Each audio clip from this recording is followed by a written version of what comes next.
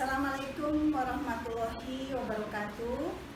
Selamat pagi, salam sejahtera untuk kita sekalian.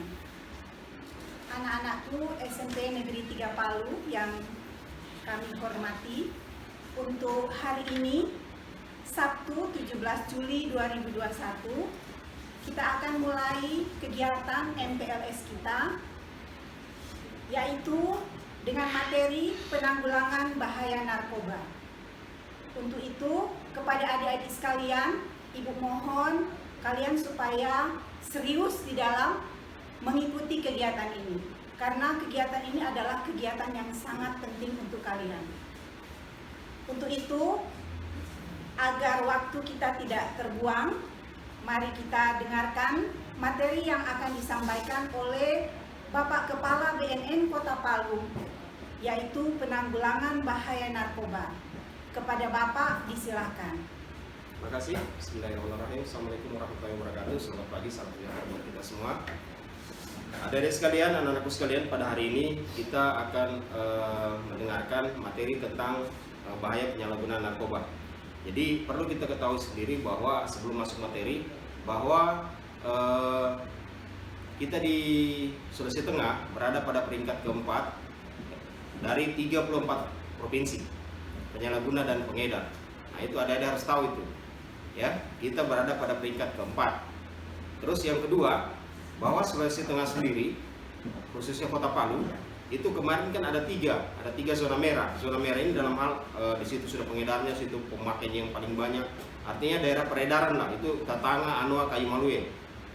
Nah, sekarang itu tertambah jadi 3 lagi. 3 lagi, satu ada di Parigi, di Bantaya, yang duanya lagi itu ada di Pantolan Boya sama Kelurahan Baru.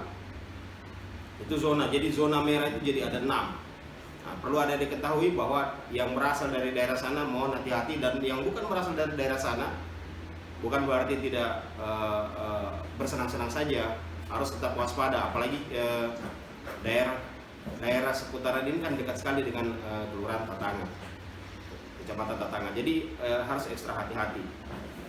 Perlu ada diketahui bahwa tahun 2019 sebelum terjadinya pandemi COVID itu sempat kita lakukan razia, termasuk salah satunya di SMP 3 Palu ini. Itu sempat kita lakukan razia dan lumayan lah, ada beberapa siswa itu yang terindikasi menyalahgunakan narkoba. Dan itu akan kita lanjutkan lagi nantinya ketika adik-adik masuk di sini, ketika pandemi berakhir, itu tidak menutup kemungkinan kita akan lakukan razia lagi. Jadi hati-hatilah buat adik-adik sekalian yang menggunakan, kalau masuk di SMP 3 tolong berhenti. Ya.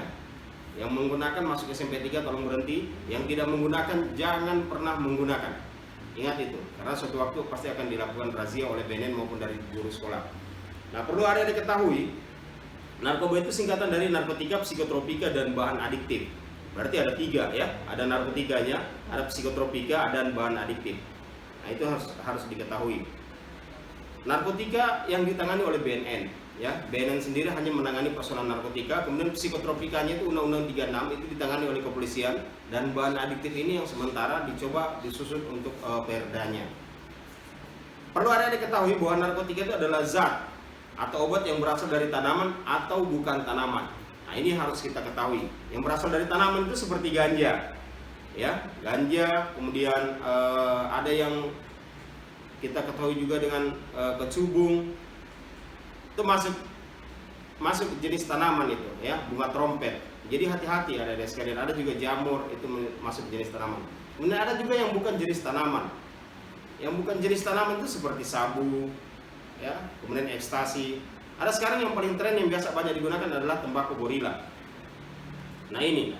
Jadi adik-adik sekalian, kalau mendapatkan orang yang datang ke adik-adik sekalian, anak-anakku sekalian, menjual rokok, sebatang rokok itu dengan harga 20-25 ribu, itu berarti adalah tembakau gorila. Jangan dibeli. Sedangkan rokok biasa jangan dibeli, apalagi tembakau gorila. Karena sifat dari tembakau gorila itu ya sama seperti gorila, makanya dinamakan gorila, tembakau gorila.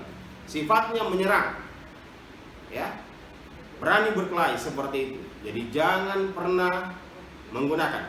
Ingat itu. Termasuk yang sekarang lagi tren adalah ada 2, vapor dan vapor. Nah, ini, ada sekalian, paling banyak mungkin Bapak rasa pernah menggunakan vapor. Ini tren sekali di SD kemarin.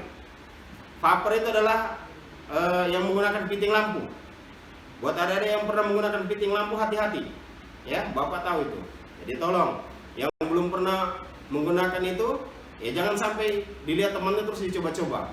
Ingat itu, cairan yang dipergunakan di piting lampu itu bisa menjadikan Anda jadi gila, seperti itu ya.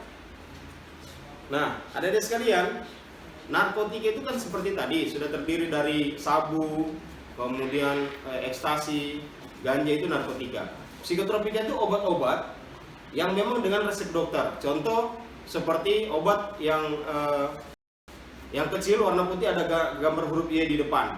Itu adalah trihexyphenidyl, THD. Itu buat orang jadi cepat gila. Ya. Orang menggunakan narkoba itu dia jadi 7B.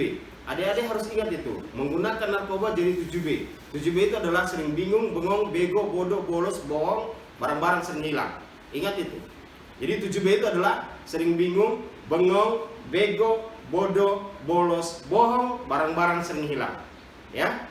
Nah, kalau pandemi sekarang, kalau Bapak Ibu gurunya di sini itu mereka jadi 7P, ya. Kalau ada yang masuk nanti tanya Bapak Ibu gurunya, mereka kasihan sekarang 7P. Pergi pagi, pulang petang, pendapatan pas-pasan. Seperti itu. Lanjut, ada bahan adiktif. Nah, bahan adiktif itu adik-adik sekalian, itu seperti semua barang yang dihirup ya, termasuk dia bisa masuk seperti rokok. Kemudian ada inhalan, semua yang dihirup. Inhalan itu bukan hanya lempok saja, bensin, inner, ya, semir sepatu, spidol, itu masuk inhalan. Jadi memang tidak boleh disalahgunakan. Jadi kalau lempok ya pergunakan untuk ngelem, bukan untuk dihirup-hirup. Sama dengan bensin. Bagi adik-adik yang sudah pernah cium lempok atau pernah merasa nikmat dengan mencium bensin, hati-hati ya, ada sudah kerusakan otak, itu sudah mulai terjadi kerusakan otak dan ketergantungan, hati-hati. Jadi mohon untuk cepat berobat ya. Kemudian kenapa orang menggunakan narkoba? Nah, ini biasanya untuk merasakan kesenangan ya, untuk merasa lebih baik. Ada satu tempat, salah satu SD di Kota Palu yang pernah Bapak razia dapatkan, dulu pernah tangkap salah satu SD di tengah-tengah Kota Palu. Itu ada satu yang kita tangkap, kebetulan waktu itu membawa lempok sebanyak 8 kaleng. Nah, dia ditangkap sama kita, menangis, tiba-tiba datang temannya sekitar 15 orang. Semua menangis, terus Bapak tanya, kenapa? Dia bilang itu grup kami Pak. Grupmu apa? Grup saya SKSP, satu di Kore, semua bergerak. Loh, ini bahaya juga ini ya. Jadi adik-adik sekalian, kalau masuk SMP 3, jangan ikut grup-grup yang tidak jelas. Kalau masuk ya grup pembelajaran lah, grup pengajian atau grup apalah yang jelas statusnya. Janganlah kayak di beberapa tempat. Dulu pernah di salah satu SMA Bapak dapatkan ada grup yang namanya grup Kasardo. Nah, itu tidak betul itu, ya. Saya tanya, Bapak tanya, karena waktu itu didapat ada yang menggunakan narkoba. Itu Kasardo apa? Kepanjangannya, oh karate campur doti Pak. Waduh, luar biasa. Ini jangan sampai ada gabung-gabungan grup seperti itu ya. Grup-grup motor, janganlah. Kalau memang mau ingin bakatnya tersalurkan, ada tempatnya. Jadi jangan bentuk grup-grup yang tidak masuk di akal. Karena biasanya di grup-grup inilah, ketika mau masuk grup ini harus mencoba ini dulu, Nah disitulah Anda terjerumus dengan narkoba. Kemudian rasa ingin tahu, jangan pernah coba, jangan ingin cari tahu. Bagaimana sih rasanya THD itu? Bagaimana sih rasanya sabu itu? Jangan. Karena sifatnya adalah ketergantungan. Ketika adik-adik sudah menggunakan 2-3 kali, maka akan ketergantungan. Akan pakai terus, akan meminta terus. Maka dengan sendirinya akan banyak barang-barang hilang karena sering mencuri. Karena tidak ada uang, pada akhirnya apa? Jamret. Ya. Nah, ini sekarang jamret banyak di Kota Palu. Karena faktor apa? Faktor itu. Ingin menggunakan narkoba. Dan sekarang banyak, ada beberapa kasus kemarin, tahun 2018, ada salah satu SMP itu yang pernah ditangkap siswanya. Malah yang satu kena dibakar oleh masyarakat, mati di tempat. Gara-gara apa? Curi HP orang lain. Akhirnya tertangkap, nah dibakar sama orang. Nah seperti itu, ada itu kejadiannya. Jadi adik-adik, tolong hati-hati. Masuk di SMP 3 yang begitu banyak siswanya, kemudian majemuk tempatnya, tolong diperhatikan. Kalau ada yang dirasa menggunakan, dilaporkan saja sama gurunya, nanti gurunya yang laporkan ke BNN. Tidak dipenjara, hanya direhabilitasi, lakukan pembinaan ya. Jangan takut untuk melaporkan. Tapi jangan juga terang-terang bilang sama dia, saya laporkan kau, nanti kau berkelahi itu. Nah, Jangan juga begitu ya, pelan-pelan dilaporkan sama guru. Kemudian ada yang karena lari dari masalah, ini paling banyak yang Bapak dapatkan ini. Karena dengan orang tuanya bermasalah, kadang orang tuanya tidak perhatikan lagi, apalagi lingkungan sekitar SMP 3 ini kan banyak yang orang tuanya sibuk kerja. Jadi pada akhirnya anak-anaknya menggunakan narkoba. Janganlah, larikan ke tempat yang baik. Kalau punya masalah, larikan, coba konsultasi sama guru BP dan guru BK-nya. Konseling, ya, curhat saja sama gurunya. Pasti diberikan solusi itu. Yang penting jangan minta uang.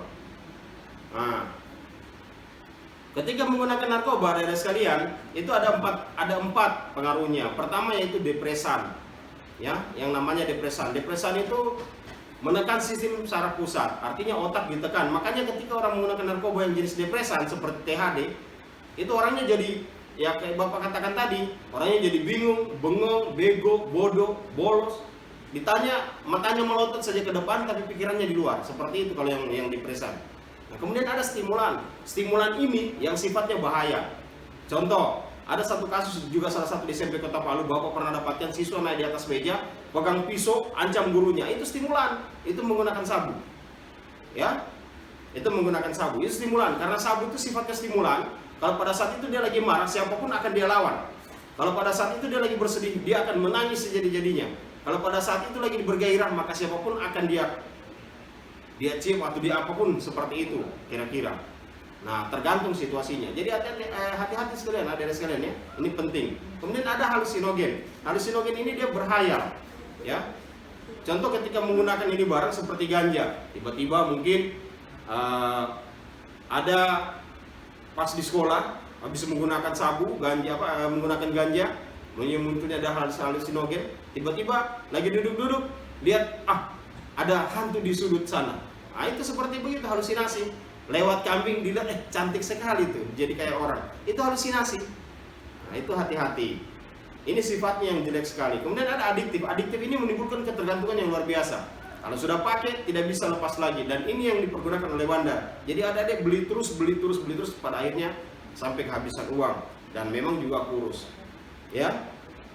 Dampak narkoba terhadap fisik, berat badan turun. Ya, matanya akan terlihat cekung dan merah. Jadi kalau ada nanti yang matanya merah, jangan juga dibilang, ini pakai narkoba, siapa tahu dia baru bangun tidur. Ya, kemudian mukanya pucat, bibirnya kehitam-hitaman, buang air besar, buang air kecil, ini tidak lancar. Terhadap emosi, ya, ketika orang menggunakan narkoba sangat sensitif dan mudah bosan. Diingat itu. Kemudian jika dimarahi, dia yang lebih marah. Jadi kalau ada sekalian punya teman dalam kelas, ditegur cuma dia yang marah, ya, emosinya tinggi, dilapor dulu sama gurunya. Siapa tahu dalam tasnya ada yang bisa kita temukan, kan seperti itu. Nanti dia dilakukan pembinaan oleh baik-baik oleh guru BP, BK-nya. Ya, emosinya tidak stabil, seperti itu pengguna narkoba. Kemudian terhadap perilaku, nah itu pengguna narkoba itu sejelas pasti malas. Kalau ada teman-teman di dalam kelas yang kelihatannya sering bolos, ya, kemudian jarang mengerjakan tugas, malas, tolong dicurigai, dilaporkan saja. Ini juga wajib untuk Bapak Ibu gurunya untuk dilakukan pemeriksaan. Kemudian jarang mandi, takut dengan air. Pengguna sabu seperti itu. Ini SMP ini sudah banyak juga yang menggunakan sabu untuk sekarang ini. Nah, ini ada sekalian harus ketahui bahwa Kota Palu memang diserbu oleh narkoba jadi sabu. Karena di tahun kemarin saja, tahun 2020, itu yang sabu tertangkap sudah lumayan banyak, ya. Dari perbatasan Donggala Palu itu didapatkan 17 kilo. Ada sekalian, 1 kilo sabu itu 2 miliar harganya. Nah, itu 17 kilo didapatkan, perbatasan Palu Donggala. Kemudian perbatasan Palu Pantai Barat itu 25 kilo. Perbatasan kemarin yang daerah sekatan antara di Taweli sana, antara Taweli ke Parigi itu 1 kilo yang didapatkan. Kemudian yang terakhir didapatkan di Tanjung Padang sana, bagian Pantai Barat oleh BNN itu sejumlah 42,6 kilo. Berarti Palu ini memang akan masuk begitu banyaknya narkoba. Jadi mohon hati-hatilah, ya. Ada sekalian kalau punya keluarga, punya saudara yang menggunakan narkoba kelihatan, apalagi ada semacam pipet begitu, bong itu yang sudah kelihatan, dilaporkan saja diam-diam. Nanti kita rehab, jangan takut, ya. Kita rehabilitasi untuk pengobatan. Orang ketika menggunakan narkoba itu ada 4 saja tempatnya. Ya, menggunakan narkoba ketika dia sudah ketergantungan, tempatnya hanya 4. Tempatnya ada 4. Pertama, dia rehabilitasi. Kalau dia tidak mau direhabilitasi, maka tempatnya tinggal 3. Yang pertama adalah rumah sakit jiwa, yang kedua adalah penjara, yang ketiga adalah kuburan. Nah, tinggal nanti disuruh pilih dia kalau dia mau rehabilitasi, mau pilih mana antara 3 ini. Nah, itu ya, adik-adik sekalian. Kemudian dampak sosialnya gangguan mental, ya, merepotkan orang lain. Begitu sudah kalau orang menggunakan narkoba ya. Pendidikan terganggu, pasti sering bolos, akhirnya tidak naik kelas. Nah. Lanjut, orang kecanduan narkoba itu biasanya gelisah, sulit untuk tidur. Ini tanda-tandanya ya, tanda-tanda lain. Gelisah, sulit untuk tidur, keringat berlebihan, kemudian pilek, kram perut, mual, ingin muntah, seperti itu ya. Ini menggunakan narkoba jenis sabu biasanya. Kemudian kalau pada sikapnya, perubahan sikap antara sesama temannya berubah dari pendiam jadi periang, dari periang bisa jadi pendiam, tergantung jenis narkobanya. Suka bohong, suka mencuri, nah itu kan. Adik-adik sekalian, orang yang menggunakan narkoba itu biasanya karena jauh dari orang tuanya. Itu yang pertama. Jauh dari orang tua berarti sulit berkomunikasi. Untuk adik-adik yang tinggal sama omnya, selalu konsultasi ke guru BPBK, itu sebagai orang tua kalian yang kedua, ya. Kemudian kurang beribadah, artinya tidak sholat atau tidak beribadah ke gereja atau ke pura. Ini juga jarang biasanya, ya, karena jarang pada akhirnya menggunakan narkoba. Ini banyak sekali, harga diri rendah, suka mencari sensasi, itu biasanya seperti itu. Nah, ciri-cirinya bisa nanti ada lihat dalam kelas. Kalau ada yang sudah mulai menyendiri, kemudian ada perubahan perilaku, ya, itu bisa dilihat. Kemudian cara berpakaiannya, kebanyakan orang pakai narkoba itu rambutnya asal-asalan, pakaiannya di luar, kadang sudah tidak ada kancingnya biasa sudah lepas, seperti itu. Orang pakai narkoba itu artinya tidak rapi lah, ya. Biasa juga malah sudah tidak sikat gigi. Perubahan aktivitas hobinya, ya, prestasi menurun, sering keluar malam. Nah, ini juga. Jadi kalau nanti pada saat pandemi sudah berakhir, ada sudah masuk kelas, tolong diperhatikan di kelasnya. Ada tidak temanku ini yang pakai? Kalau ada, laporkan ke gurunya. Nanti gurunya yang laporkan ke BNN. Kalau bisa kita lakukan rehabilitasi melalui guru BPBK, kita lakukan rehabilitasi melalui guru. Kalau tidak, terpaksa harus kita bawa ke BNN. Tapi direhabilitasi, bukan di penjara. Kalau ada sekalian punya keluarga, kasih tahu juga seperti itu, rehabilitasi saja. Daripada nanti BNN tangkap di jalan, di luar, pada saat razia, itu harus ditahan. Ya, seperti itu. Nah, ada sekalian, karena waktu hanya sebentar. Ya, jadi ada sekalian, ketika bertemu dengan orang yang menggunakan narkoba atau bandar, gampang sebenarnya, ya. Ketika ada yang bertanya, jika ada yang menawarkan suatu zat atau obat yang tidak dikenal, ada harus tanyakan, apa ini? Itu penting. Jadi kalau ada teman yang menawarkan, contoh ditawarkan, dikasih teh gelas, ya jangan langsung ambil, karena bisa saja teh gelas itu ada yang sesuatu dicampur di dalamnya, seperti itu. Jadi tanyakan dulu, ini teh gelas ini dibeli di mana? Kenapa sudah terbuka? Tanyakan, jangan asal-asalan ya, jangan. Kemudian kalau seandainya dia tidak jelas, usahakan jawab tidak mau, saya tidak mau. Jangan takut untuk bilang, meskipun teman dekat. Dalam beberapa kasus ini yang Bapak perhatikan di beberapa SMP, banyak siswa yang terjebak oleh temannya, sengaja dijatuhkan karena dia berprestasi, temannya kasih makan dengan narkoba, melalui makanan, melalui minum, pada akhirnya prestasinya menurun. Nah itu, jadi jangan percaya juga teman sendiri ya, karena dunia sekarang seperti itu. Kemudian berikan alasan, jangan takut. Ketika menjawab tidak, berikan saja alasan. Bilang saja bahwa, oh saya tidak terbiasa dengan itu, oh nanti orang tua saya marah, oh saya nanti dilihat oleh guru, saya tidak mau, oh saya takut dosa, nanti Allah lihat gitu, nanti saya berdosa dengan itu. Berikan alasan. Artinya alasan tadi supaya yang bersangkutan tidak mengejar lagi untuk memberikan terus menerus seperti itu ya. Berikan ide ke mereka. Contoh, Untuk apa kamu mau sebarkan narkoba ini? Toh merusak, berdosa juga. Ya, berikan ide seperti itu. Jika diberikan ide dia tidak mau, maka pergilah. Hindari, itu yang penting. Hindari, jangan takut untuk menghindari. Ya, ketika kamu sudah pergi, hindari, maka posisinya kamu akan aman. Jadi mungkin itu saja yang bisa Bapak sampaikan pada hari ini. Mudah-mudahan kedepannya kita bisa bertatap muka secara langsung, karena memang lebih bagus pembelajaran itu melalui online, tapi lebih bagus kalau bertatapan langsung karena bisa melihat dengan sendirinya slide-slide yang ada. Mungkin itu saja yang bisa Bapak sampaikan. Nanti bisa dilihat slide-nya ini pada saat adik-adik sekalian setelah menonton di YouTube-nya. Terima kasih. Assalamualaikum warahmatullahi wabarakatuh. Waalaikumsalam warahmatullahi wabarakatuh. Anak-anakku sekalian, siswa baru SMP Negeri 3 Palu, demikianlah pemaparan materi tentang penanggulangan bahaya narkoba. Ibu berharap dan kami dari SMP 3 juga berharap agar kalian dapat memahami apa yang disampaikan oleh Bapak tadi.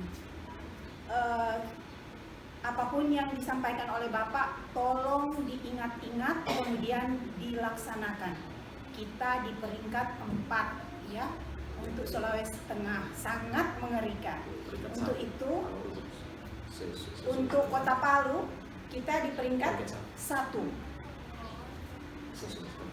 Begitu mengerikan anak-anakku sekalian, sehingga apapun yang sudah dipaparkan oleh Bapak tadi, tolong diamalkan. Ya, bukan cuma didengarkan tetapi diamalkan.